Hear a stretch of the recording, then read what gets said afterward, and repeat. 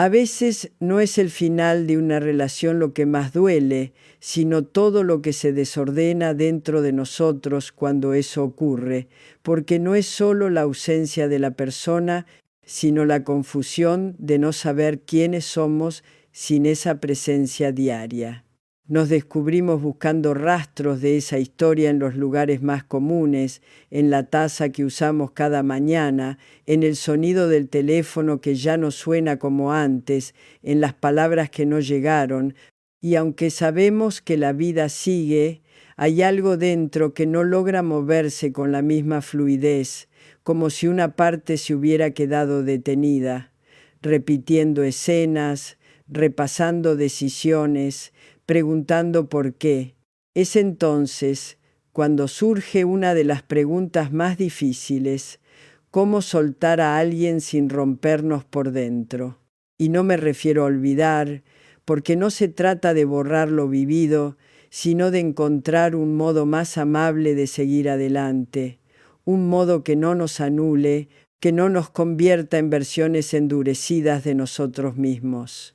En este momento, lo que más necesita tu alma no es rapidez, ni soluciones mágicas, ni fórmulas de superación instantánea. Lo que necesita es comprensión y quizás también un poco de dirección. Por eso hoy quiero acompañarte en este recorrido, no para decirte qué debes hacer, sino para ofrecerte un mapa posible, una perspectiva diferente, un espacio donde puedas observar tu dolor sin sentirte frágil, donde puedas darte permiso para sanar con respeto por tu historia. Vamos a hablar de 6 enseñanzas prácticas que provienen del estoicismo, una filosofía antigua pero extraordinariamente vigente, no porque nos aleje de las emociones, sino porque nos enseña a evitarlas con menos miedo.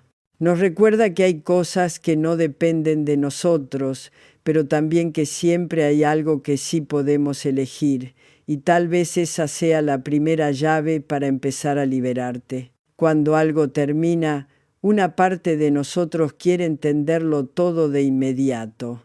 Buscamos respuestas, repasamos escenas, analizamos cada palabra dicha como si eso fuera a cambiar lo que ya fue, pero hay una sabiduría serena en aceptar que no todo se puede entender de inmediato y que más importante que entender al otro es empezar a entendernos a nosotros mismos. El estoicismo no propone frialdad ni desapego emocional al estilo de la indiferencia. Muy por el contrario, propone una forma de cuidar lo interno sin quedar presos de lo externo. Nos invita a reconocer que lo que pensamos, lo que decidimos y cómo interpretamos lo que ocurre es lo que define nuestra experiencia emocional, más allá de lo que el otro haga o no haga. Muchas veces creemos que no podemos dejar de sufrir porque el otro no cambió, no pidió perdón, no volvió, pero ese es un poder que hemos entregado y lo que entregamos también podemos recuperar. ¿Cómo sería volver a tomar la decisión de cuidarte de una forma más consciente?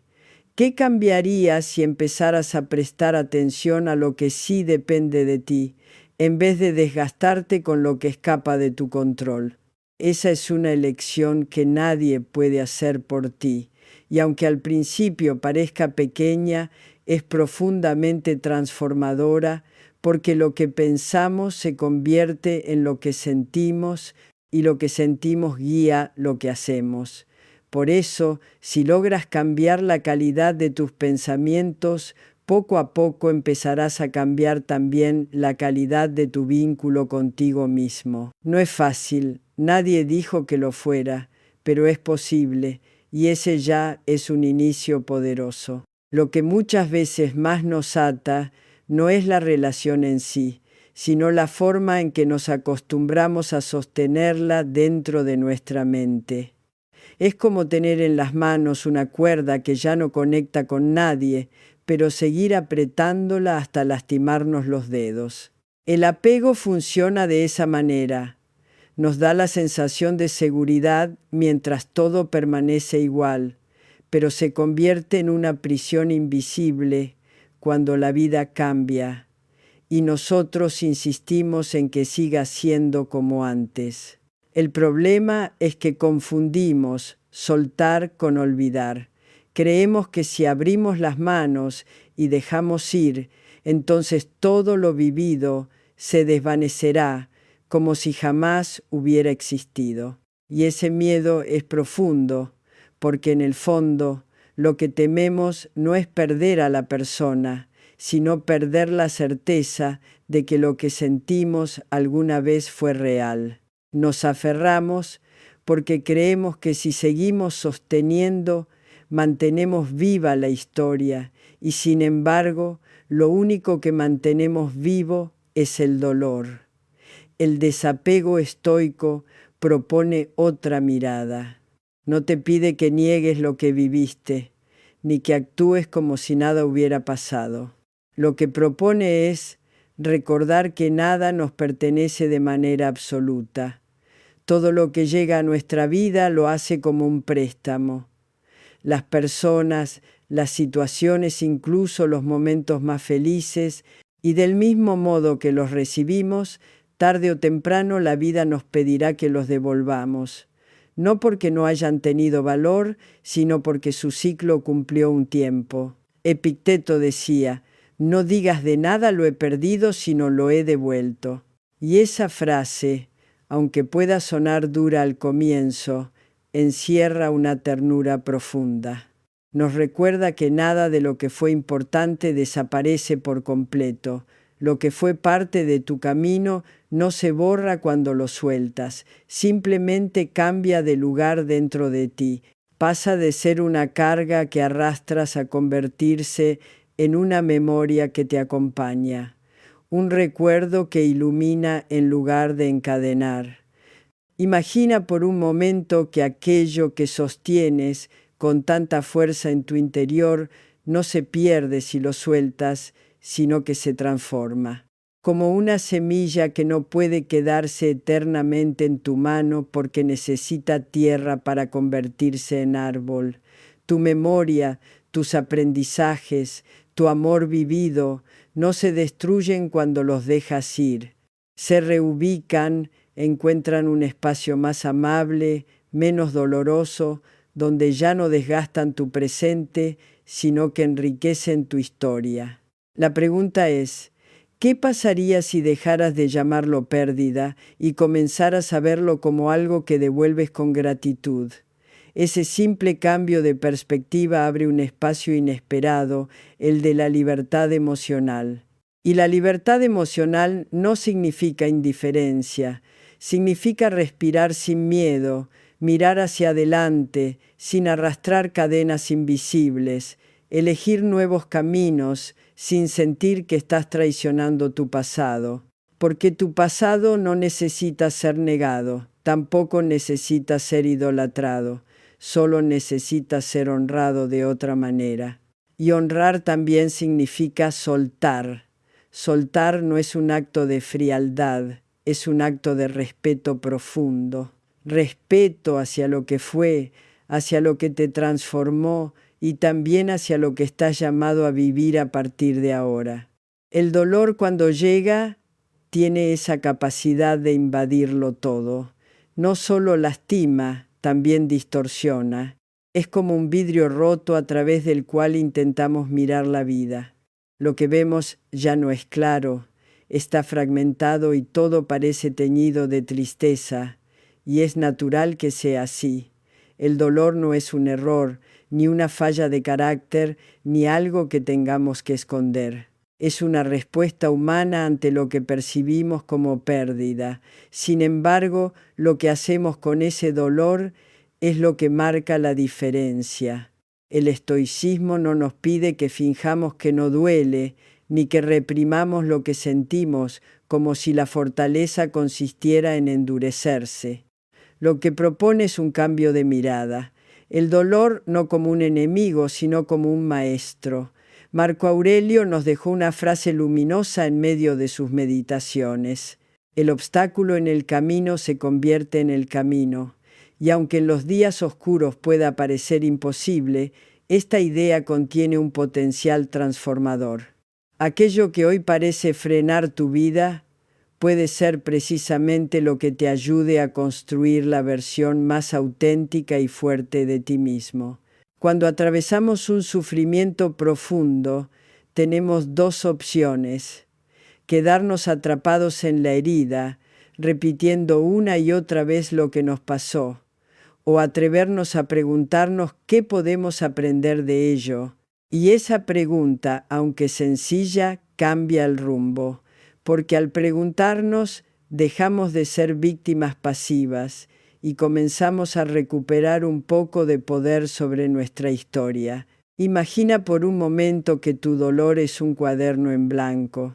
Cada lágrima, cada silencio, cada noche de insomnio es una página escrita con tinta invisible. Puedes dejar que esas páginas se llenen solo de lamentos, o puedes decidir que también contengan aprendizajes. ¿Qué has descubierto de ti mismo en medio de este proceso? ¿Qué fortalezas ignorabas y que hoy se hacen visibles? ¿Qué límites necesitas poner para no repetir lo que te hizo daño? Séneca, otro de los grandes estoicos, escribió: el fuego prueba el oro y la adversidad prueba al hombre. Y tal vez tú sientas que las llamas de tu experiencia han sido intensas, que consumieron demasiado, pero el fuego, además de destruir, también purifica.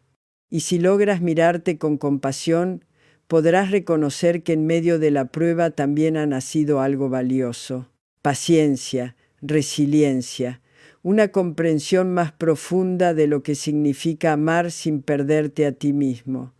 Transformar la herida en aprendizaje no significa romantizar el dolor ni justificar lo que te hirió. Significa darle un sentido que te permita avanzar. Y aquí hay un gesto sencillo pero poderoso que puedes hacer. Toma un cuaderno y escribe la historia de lo que viviste, no como víctima ni como juez, sino como aprendiz. Anota qué te dolió, sí, pero también qué te enseñó.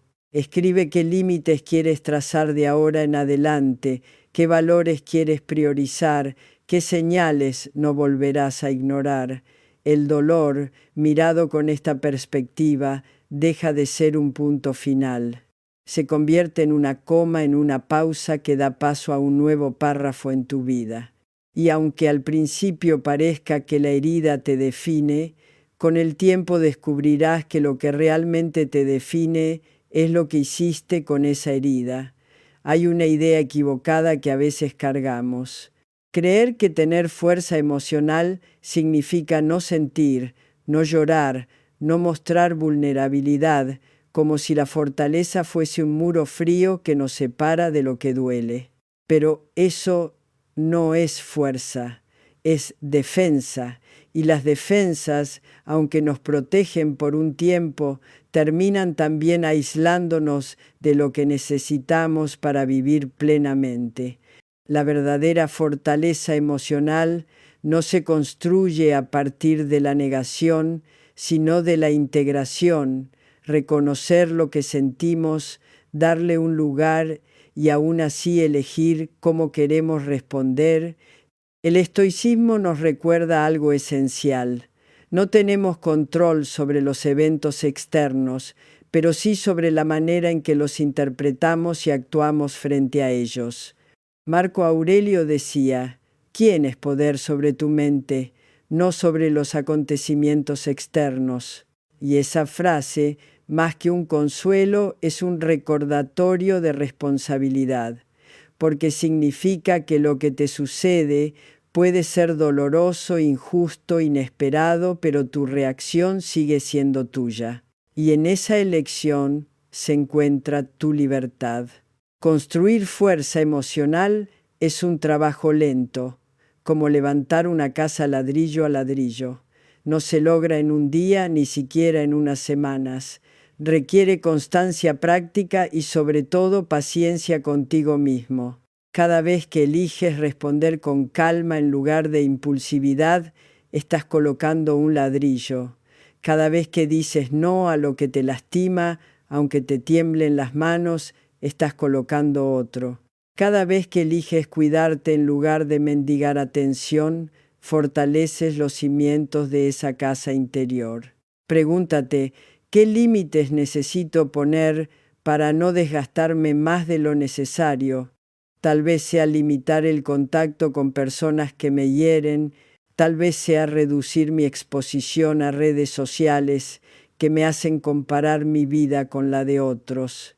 Tal vez sea simplemente reservar un espacio diario para respirar en silencio sin que nadie me interrumpa.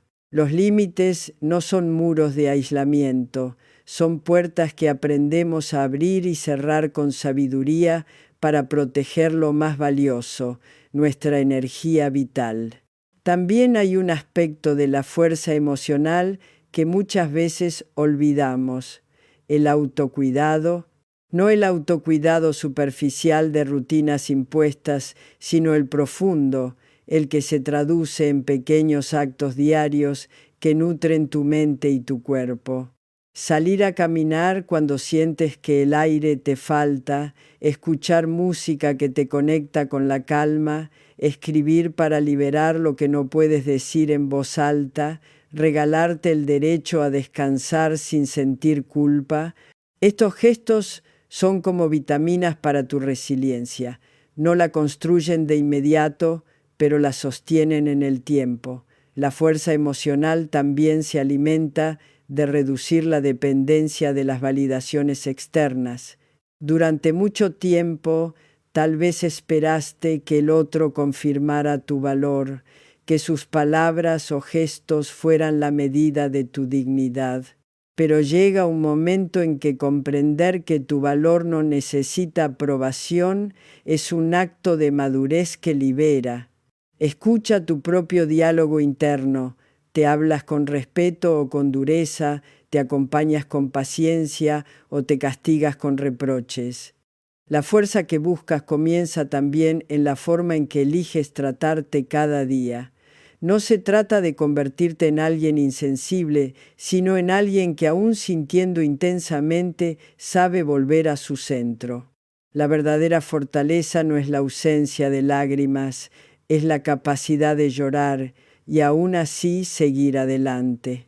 Es reconocer el temblor de las piernas y dar el paso de todos modos. Es mirarte al espejo y decirte: hoy no estoy en mi mejor versión, pero sigo aquí. Y eso ya es un acto de fuerza. Hay un gesto que puede transformar la manera en que atravesamos el dolor. Aprender a agradecer incluso en medio de la tormenta. Y sé que puede sonar contradictorio, porque cuando estamos heridos, lo último que sentimos es gratitud. Pero la gratitud no significa negar lo que duele, ni pintar de colores lo que sigue siendo oscuro. Significa abrir una rendija en medio del sufrimiento para dejar entrar un poco de luz. Cuando agradecemos, aunque sea por algo mínimo, nuestra mirada cambia de dirección. Pasamos de fijarnos solo en lo que falta a reconocer lo que ya está, y ese simple movimiento interno puede darnos un respiro. Marco Aurelio solía recordarse a sí mismo al despertar: piensa en el privilegio de estar vivo, de respirar, de pensar, de amar. Esa invitación a valorar lo básico nos recuerda que la vida, incluso en sus momentos más difíciles, sigue ofreciendo motivos para permanecer de pie. Haz la prueba. Al final de tu día, antes de dormir, piensa en 3 cosas por las que puedes estar agradecido. No tienen que ser grandes logros ni instantes extraordinarios. Puede ser tan sencillo como haber recibido un mensaje amable, haber disfrutado una comida caliente, haber tenido la fuerza de levantarte de la cama cuando no querías. Lo pequeño también cuenta, y muchas veces es lo pequeño lo que nos sostiene en silencio. La gratitud va de la mano de otra actitud esencial, la aceptación. Pero cuidado, aceptación no es resignación. No se trata de bajar los brazos y conformarse, sino de dejar de luchar contra lo que no podemos cambiar. Es comprender que ciertas realidades, por más dolorosas que sean, ya están aquí. Y cuando aceptamos, dejamos de gastar energía en resistir lo inevitable y empezamos a utilizar esa energía en lo que sí está en nuestras manos. Epicteto nos enseñaba: acepta todo como si lo hubieras elegido. Y aunque esta frase puede incomodar, contiene una sabiduría práctica. Al aceptar, dejamos de pelear con lo real y comenzamos a actuar con mayor claridad. La vida siempre traerá imprevistos, pérdidas, cambios que no pedimos. No podemos controlar que lleguen, pero sí cómo nos relacionamos con ellos. Y aquí surge una pregunta poderosa. ¿Qué pasaría si en lugar de preguntarte por qué me pasa esto, comenzaras a preguntarte qué me está enseñando esto? Esa simple variación abre un espacio de crecimiento, porque el dolor, mirado desde la gratitud y la aceptación, deja de ser un enemigo y se convierte en un maestro silencioso.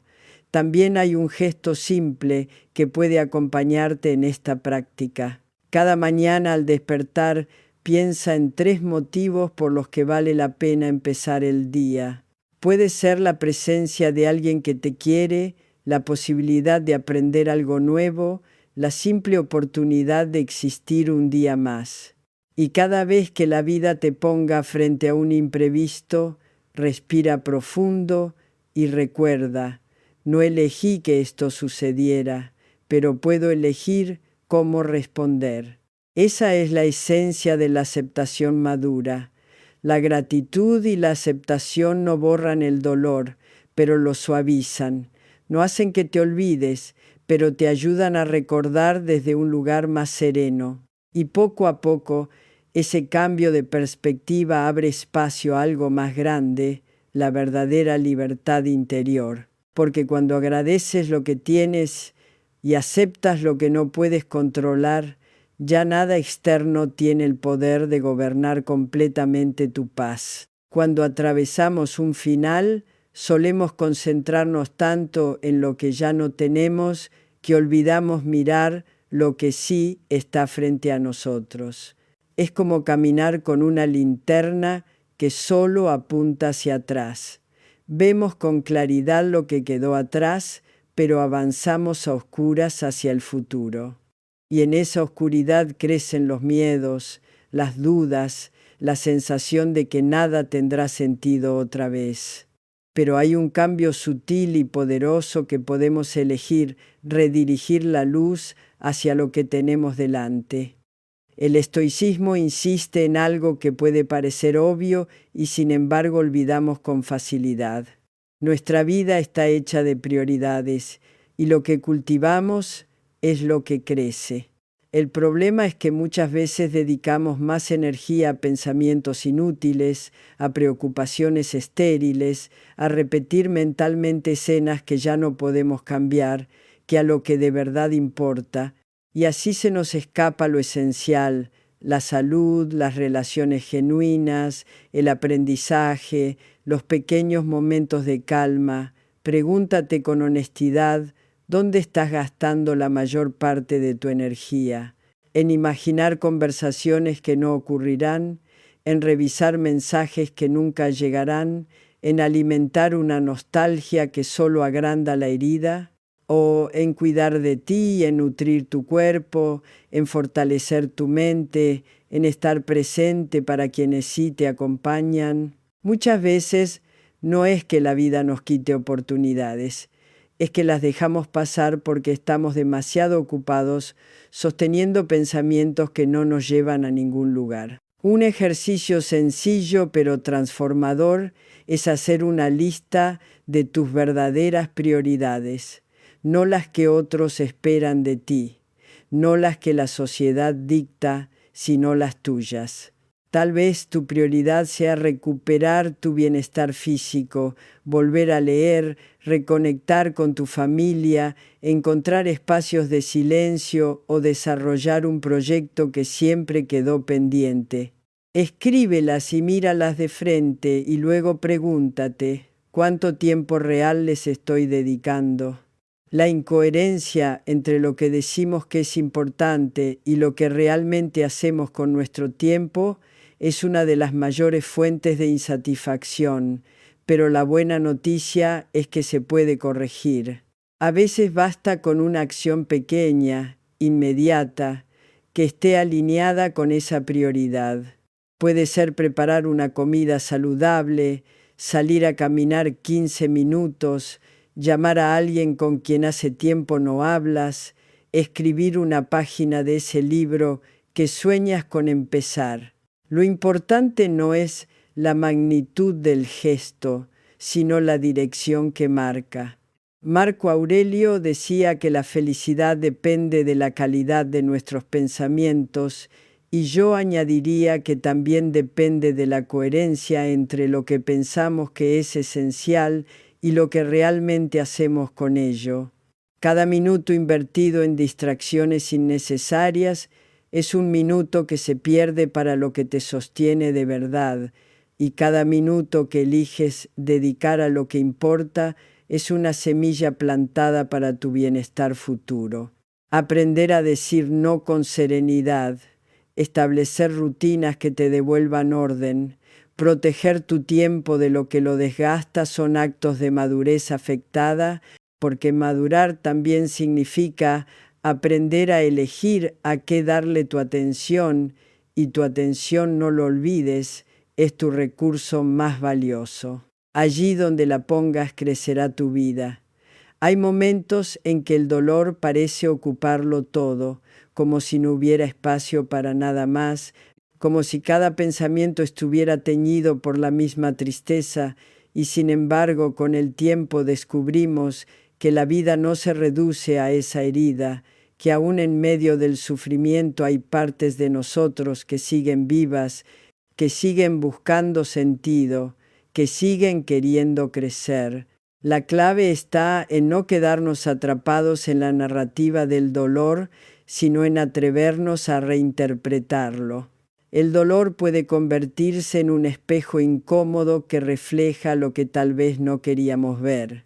Nuestras dependencias, nuestros miedos, nuestras expectativas desmedidas pueden mostrarnos con crudeza donde hemos entregado demasiado poder, donde nos hemos descuidado, donde confundimos amor con necesidad, y aunque mirarse en ese espejo no es fácil, es allí donde comienza el verdadero aprendizaje. Porque lo que duele también enseña, lo que hiere también revela, lo que derrumba también obliga a reconstruir. Pregúntate qué está intentando mostrarme este dolor. ¿Qué me enseña sobre mi forma de amar, sobre mis límites, sobre mis prioridades? Tal vez descubras que necesitas relacionarte desde un lugar más libre, que mereces ser escuchado de otra manera, que tu propio bienestar no puede quedar relegado al último lugar. Tal vez descubras que la herida no fue solo una pérdida, sino también un llamado a crecer en dirección a una versión más íntegra de ti mismo. Séneca nos recordaba que el fuego prueba el oro y la adversidad prueba al hombre. Y esa frase, lejos de ser una invitación al sufrimiento, es un recordatorio de que lo que resiste en ti después de la tormenta suele ser lo más auténtico. Lo que sobrevive a la prueba no es lo superficial, sino lo esencial. Y quizás tu dolor, mirado desde esta perspectiva, esté revelándote qué es lo esencial en tu vida. Un ejercicio sanador puede ser escribir lo que has vivido como si se tratara de una lección, no como una lista de reproches, no como un relato de injusticias, sino como un cuaderno de aprendizajes. Escribe qué descubres de ti, que no volverías a permitir, qué quieres hacer diferente en tus próximas elecciones. Convierte la herida en palabras que te orienten hacia adelante, porque cuando escribes, la memoria se transforma en conciencia y la conciencia abre caminos nuevos. El dolor no tiene por qué convertirse en una cárcel, puede ser también una puerta. Todo depende de la forma en que lo elijas mirar. Y en esa elección está tu libertad. A lo largo de la vida, muchas personas confunden la fuerza emocional con la dureza. Piensan que ser fuerte es no dejarse afectar, es cerrar el corazón, es ponerse una coraza que nada puede atravesar. Pero esa dureza no es fortaleza, es miedo disfrazado, porque la verdadera fuerza no está en negar lo que sentimos, sino en sostenernos aún cuando lo sentimos todo. Construir fuerza emocional es como aprender a caminar de nuevo después de una caída. Al principio cada paso tiembla, parece frágil, parece insuficiente, pero con el tiempo, con la práctica diaria, la pisada se vuelve más firme, la espalda se endereza, la mirada se levanta, y lo que antes parecía imposible de repente se vuelve parte natural de tu manera de estar en el mundo. La fuerza emocional no se hereda, se entrena, se cultiva en los momentos pequeños, en esos instantes en los que podrías perderte en la desesperación, pero eliges respirar. En esos días en que podrías rendirte, pero decides levantarte, aunque sea despacio. En esas ocasiones en que podrías dejar que el enojo te arrastre, pero prefieres responder con calma. Cada una de esas elecciones es como un músculo que ejercitas, y cuanto más lo ejercitas, más disponible está para cuando realmente lo necesites. Parte de esa fuerza está en aprender a poner límites, no solo a los demás, sino también a ti mismo, a tus pensamientos repetitivos, a tus exigencias desmedidas, a la tendencia de castigarte con dureza. Decir basta a lo que te drena no es egoísmo, es autocuidado, es reconocer que no puedes construir nada sólido si te desgastas en todo lo que te resta energía.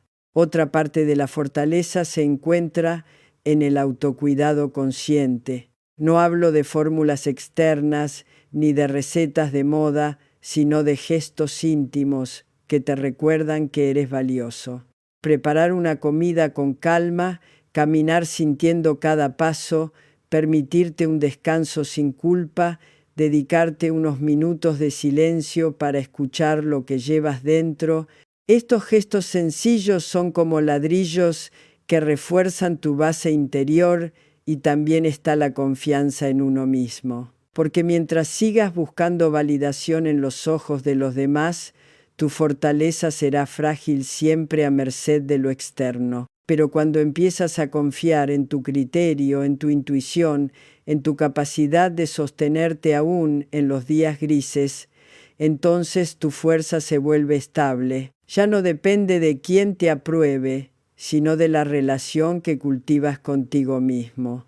La fuerza emocional no es la ausencia de lágrimas, es llorar y seguir adelante. No es no sentir miedo, es caminar aún con miedo. No es no caer nunca, es levantarse las veces que sea necesario. Y sobre todo es aprender a tratarte con la misma paciencia y respeto que darías a alguien que amas profundamente, porque la fortaleza más duradera no se construye con dureza, se construye con amor propio. Al final de este recorrido, lo que queda no son fórmulas mágicas ni recetas fáciles, sino una invitación a vivir con más conciencia. El estoicismo nos recuerda que aunque no podemos controlar lo que nos sucede, siempre podemos elegir cómo responder. Y esa elección, aunque parezca pequeña, es la que marca la diferencia entre quedar atrapados en el dolor o transformarlo en un camino hacia mayor libertad interior. Hoy hemos hablado de 6 enseñanzas que pueden acompañarte en este proceso de soltar, reconocer el poder de tus elecciones, practicar el desapego racional, redirigir tu foco hacia lo que realmente importa, reinterpretar el dolor como aprendizaje, construir fuerza emocional y cultivar gratitud y aceptación. Cada una de estas ideas no es un destino al que llegar de inmediato, sino un paso en un camino que se recorre día a día. Quizás, al escuchar todo esto, sientas que aún estás lejos, que tu herida sigue demasiado abierta como para poner en práctica tantas cosas. Y está bien que lo sientas así. Nadie camina un sendero nuevo corriendo desde el primer día. A veces basta con dar un paso pequeño y volver a intentarlo mañana. La transformación emocional no ocurre de golpe, ocurre en los detalles, en cada pensamiento que eliges cuidar, en cada recuerdo que decides soltar, en cada límite que te permites establecer, en cada gratitud que anotas al final del día. Recuerda que tu pasado no desaparece, pero tampoco tiene que gobernar tu presente. Lo que viviste forma parte de tu historia, pero no es toda tu historia. Todavía hay páginas en blanco esperando ser escritas, y la tinta que usarás ahora depende solo de ti. Quizás ya no se trate de seguir preguntándote por qué ocurrió lo que ocurrió, sino de empezar a preguntarte cómo quieres vivir de aquí en adelante. No controlamos lo que nos pasa, pero sí podemos elegir qué significado le damos. Y en esa elección está la semilla de la verdadera libertad. La libertad de no depender de otro para sentir paz. La libertad de no quedar atrapados en lo que se fue. La libertad de reconocer que aún con cicatrices la vida sigue ofreciendo motivos para levantarse cada día. Quiero dejarte con una imagen. Imagina que sostienes en tus manos todas las piezas de tu historia, incluso las más dolorosas. En lugar de verlas como fragmentos rotos, míralas como partes de un rompecabezas mayor. Al principio parece que nada encaja, pero con paciencia y mirada amplia, descubres que cada pieza tiene un lugar, incluso aquellas que no querías aceptar. Y cuando todas encuentran su sitio, la imagen que aparece no es la de la pérdida, sino la de tu propia fortaleza. La pregunta final que te invito a hacerte es esta: ¿qué elegirás hacer hoy con tu libertad interior? Porque la vida, con su complejidad y su belleza, sigue esperando tu respuesta.